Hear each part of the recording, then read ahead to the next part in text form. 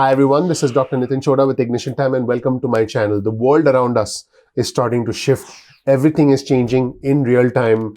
A lot of things are happening around the world. I'll give you a quick recap of what's happening around the world and then we'll dig right into the stimulus measures that are about to expire at the end of this year without any further legislation, without any further involvement from Congress and the president. So first, let's take a look at a tweet on your screen from Thomas Sparrow, who's a political correspondent.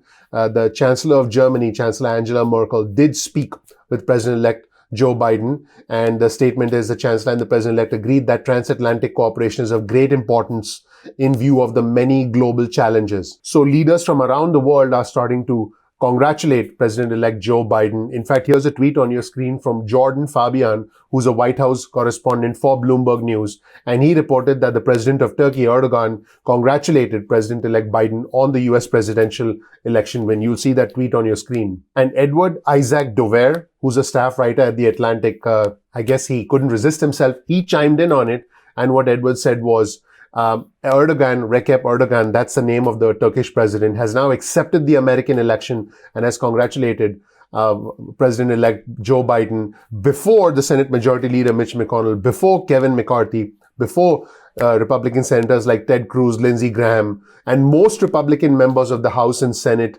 and even the President Trump. So, this is where things stand right now with the state of the discourse in our country. This was tweeted out by the Prime Minister of the United Kingdom, Boris Johnson, today. And Boris Johnson said, I just spoke with President-elect Joe Biden to congratulate him on his election. I look forward to strengthening the partnership between our countries and to working with him on our shared priorities, from tackling climate change to promoting democracy and building back better from the pandemic. A quote from Boris Johnson, the Prime Minister of the United Kingdom. And here's another tweet on your screen from Jim Acosta, the president's favorite news reporter. Absolutely not. And Jim Acosta wrote, French President Emmanuel Macron called President-elect Biden today to congratulate him and Senator Kamala Harris, Vice President-elect Kamala Harris now, on their election, according to French authorities who informed CNN. And here's another unbelievable comment. I could not make up this stuff even if I wanted to. Here's a comment that was just made by the United States Secretary of State, Mike Pompeo. He said, and I'm quoting Mike Pompeo, he said, there will be a smooth transition to a second Trump administration when he was asked about engaging with President-elect Biden's administration on a peaceful transition of power. Now, this was reported by Kylie Atwood, who's a national security correspondent for CNN. And you'll see another tweet from Kylie Atwood on your screen right now. Secretary of State Mike Pompeo would not say whether he believed there was massive voter fraud or if the United States had failed to conduct a fraudulent free election. He said that he is, I quote, getting calls from all across the world. These people are watching our election. They understand that we have a legal process. So the election is over in most states. There's still some vote counting going on in a small number of states right now. But, I just wanted to inform Secretary of State Mike Pompeo that the election has concluded and Vice President-elect Joe Biden has indeed achieved more than 270 electoral votes, and the results have yet to be certified, but he has achieved those votes and he is President-elect Biden. And in another comment from Secretary of State Mike Pompeo, which by the way echoes comments from Kayleigh McEnany, echoes comments from the president, he said, and I quote, we must make sure that any vote that wasn't lawful ought not to be counted. That dilutes your vote if it's done improperly. Gotta get that right. When we get it right, we'll get it right. We're in good shape. But he will not say, he did not comment on whether he believes there was widespread voter fraud. Now, let me be clear. It's starting to emerge now that this is part of a narrative in order to be able to shape public perception and question the integrity of the election and essentially question people's belief in President-elect Biden. And I do believe that this has very, very dangerous consequences for the future of our country. If there is any fraud, let the courts decide it. I'll be the first to report it. But to make an allegation that is not substantiated is extremely dangerous and is extremely divisive. And in brand new reporting by Politico, you'll see this on your screen right now. The headline reads, "The world turns to Biden. The world to President Donald Trump. It's over." Apparently, world leaders are now starting to, spend more time building their relationship, acknowledging the future, and essentially trying to build that rapport, if you will, with President-elect Joe Biden. And this is a comment from 10 Downing Street from the United Kingdom. The Prime Minister invited the President-elect to attend the COP26 climate change summit that the UK is hosting in Glasgow next year.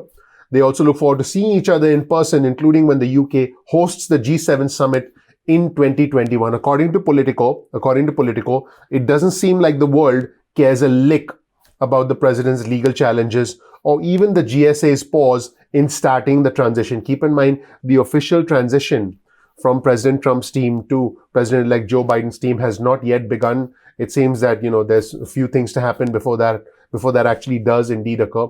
But world leaders are starting to massage and build their relationship with President-elect Joe Biden. But let's be clear, as far as Republican senators are concerned, they seem to be on the side of the president. They're staying firm about their position, about questioning the results of the election and maybe even seeing a different outcome. Here's a comment from Senator Roy Blunt from Missouri. He said, virtually every prediction about what's going to happen in the elections was wrong. The president was not defeated by huge numbers. In fact, he may not have been defeated at all. This is what he said. In fact, I'll show it to you so you can see it for yourself. Just unbelievable what he said. He said, we gained seats in the House. We are going to hold the majority in the Senate.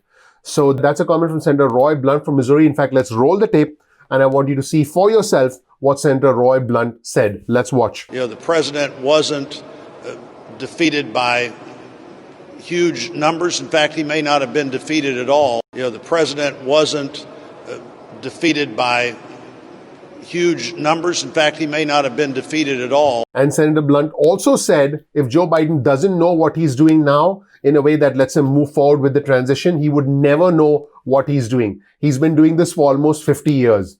Wow. Talk about trying to obstruct the president-elect of the United States. He said they can do everything they need to be doing from the point of view of a transition without the GSA making a determination quicker than the administration thinks they could. I mean, that is unbelievable.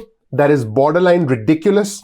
And that is saying that, hey, you need to figure it out yourself whether the GSA supports you or not. So that is the position of Senator Roy Blunt from Missouri. Senator Richard Shelby, who's a Republican senator from Alabama, on whether, when he was asked, has President-elect Joe Biden won, and he was heading into a Senate lunch, he said, and I quote, "We don't know yet, do we?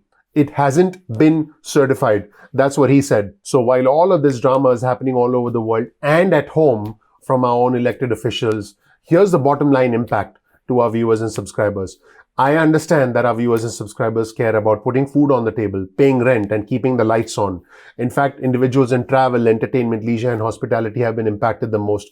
And as a result of the CARES Act, which was a bipartisan measure in March, there were many programs that were introduced which are going away on the 31st of December. And this is the unfortunate part. And, that age, that era of bipartisanship in March has just evaporated. It's gone right now. In fact, if anything, post-election, with this whole endeavor to question the integrity of the election, the rift between the Republicans and the Democrats is becoming wider and wider, and this is just unfortunate. So which are the programs that are about to go away? Which are the programs that are about to evaporate? Number one, the 13 weeks of the enhanced unemployment benefits extension. Individual states, as you know, handle unemployment claims and they determine whether a person will receive unemployment claims.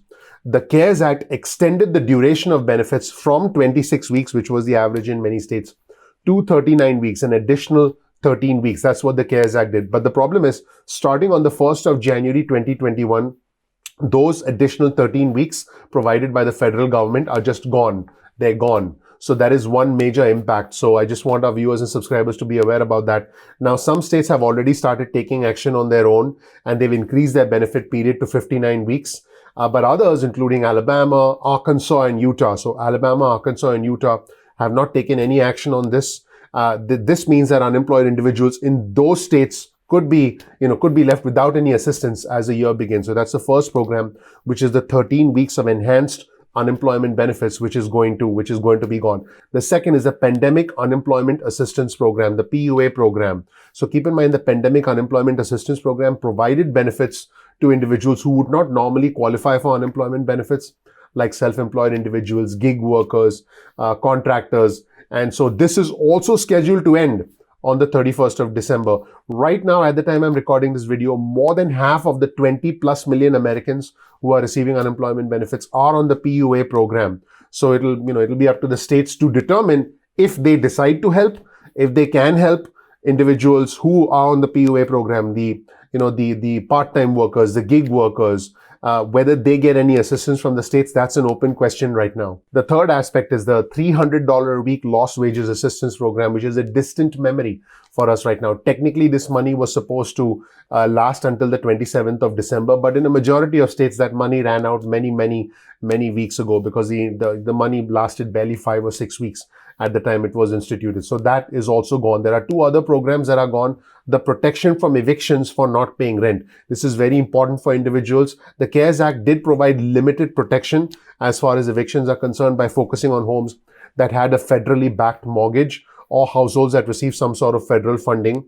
The protections were then expanded in the month of September by the CDC, and they called for a halt in evictions or for a failure to pay rent. This order by the agency did indeed cover more households. I want our viewers and subscribers to be aware about that, including renters in 43 million households. But that also unfortunately has an expiration date of December 31st. So the protection from evictions for not paying rent expires on December 31st. And finally, student loan deferrals. Students who are paying off federal loans have received a breather, if you will, under the CARES Act, and it gave them the option to defer their loan payments, and it paused the accrual of interest as well until the end of September 2020.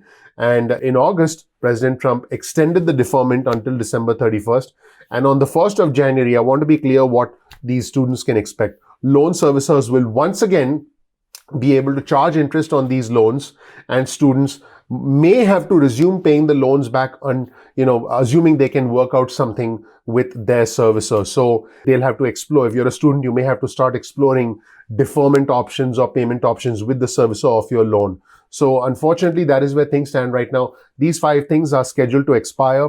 There is a gridlock right now within our country, as you can see from comments from Senator Shelby and Senator Blunt, and all the other senators who really haven't stood up to essentially recognize the President-elect Biden. And they can feel free to question. They can feel free to seek some remedy in a court of law. But unfortunately, this gridlock, regardless of whether you're a supporter of the president, or regardless of whether you question whether you're a supporter of President-elect Biden, the problem is this kind of gridlock can get in the way of these important programs that our fellow Americans depend on. Thank you so much for watching. My name is Dr. Nitin Chhoda. If you learned something new, please check out my video. You'll learn more about who I am, what my journey has been like, and why you should listen to me. Also, please click like, please subscribe, please ignite the subscribe button, please ignite that notification button, but do it in a careful way, because if you ignite the screen, you might smash the screen. Let's clear it up. That's just a fun little effect that my team and I decided to do. But seriously, please ignite the subscribe button. Please ignite the notification button. I would really appreciate that. Please click like, and also, more importantly, share this video with friends and family, and also comment below, because our community is growing. I want to know if you're going to be impacted by one of these 5 programs that are scheduled to expire. I want to know what you think of world leaders responding to President-elect Biden, and what do you think of our elected officials questioning the integrity of the election? Let me know what you think. I'm looking forward to seeing you in the next episode of Ignition Time. Talk to you soon. Bye.